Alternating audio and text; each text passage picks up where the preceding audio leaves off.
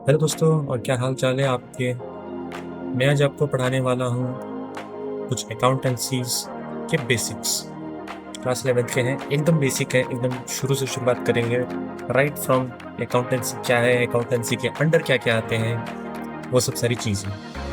तो without wasting any time, let's start. ये है क्लास 11th अकाउंटेंसी सेशन 2025-26 बच्चों के लिए बाय कॉमर्स कैरियर। चलिए देखते हैं पहले क्या आता है। पहले आता है अकाउंटेंसी। एज यू नो, आपका सब्जेक्ट ही अकाउंटेंसी है। और अगर आपसे कोई अगर पूछे कि अकाउंटेंसी का मीनिंग क्या है, अगर आप वही ना बता पाए तो क्या मतलब। तो जैसे कि यहाँ पे लिखा है, आप देख सकते हैं, accountancy is the art and science of rearranging the accounts. ये कला है और विज्ञान है। किस चीज़ का?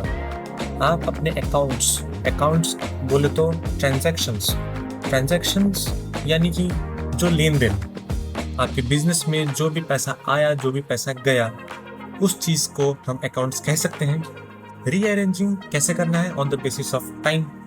आपका किस टाइम पे, किस डे पे आपका ट्रांजैक्शन हुआ है और कितना हुआ है, और उसको रिकॉर्ड करेंगे हमारे बुक कीपर, और उसके आधार पे स्टेटमेंट्स बनाएंगे, जो स्टेटमेंट हम कह सकते हैं कि फाइनेंशियल स्टेटमेंट होंगे।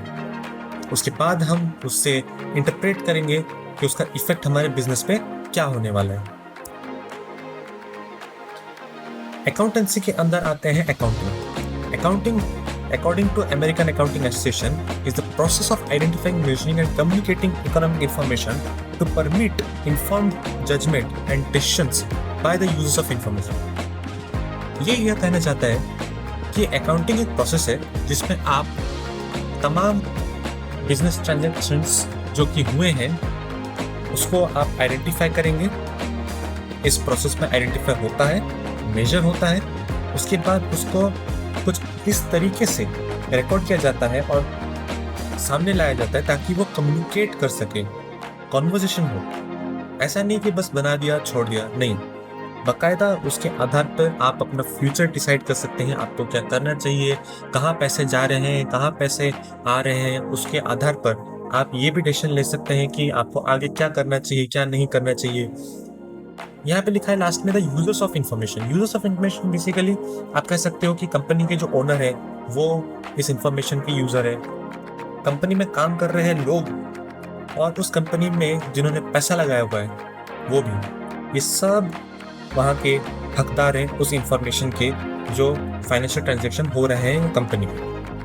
उस आधार पर उनका पर्सनल डिसीजन भी जुड़ा हुआ है। जैसे कि इन्वेस्टर्स ये डिसीजन लेंगे कि मैं अभी इसमें पैसे और इन्वेस्टमेंट करूं या पैसे कुछ निकाल दूं। एम्प्लॉय ये सोचेगा कि मुझे इस कंपनी में काम करना चाहिए कि नहीं, ठीक है ना।